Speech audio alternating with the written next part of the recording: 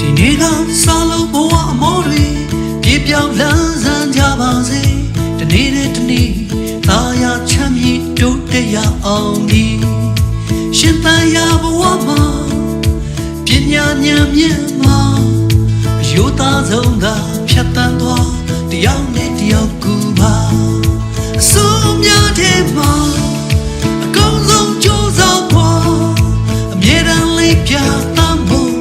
အရေးကြီးတယ်အတော်ကြီးတယ်လူကိုကြိုးပဲသိတယ်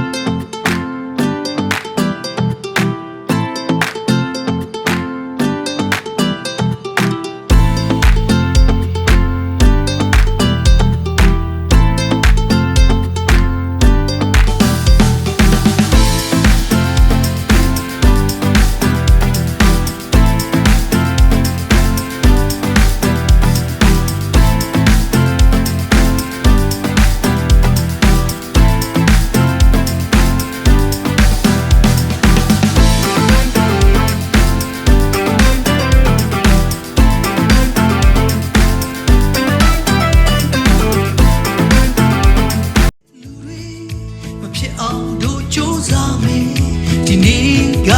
စား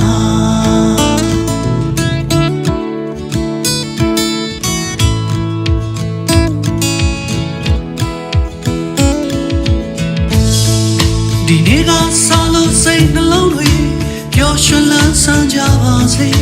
ဖြူစင်စိတ်ထားသာယာချမ်းမြေ့ချီလန်းတိုင်းအောင်မပြေပညာဉာဏ်မြင့်မှာအခိုင်မာကိုခြင်းတရားအယုသားဆုံးကဖြတ်တန်းသွားညီညွတ်တဲ့ဒုက္ခအား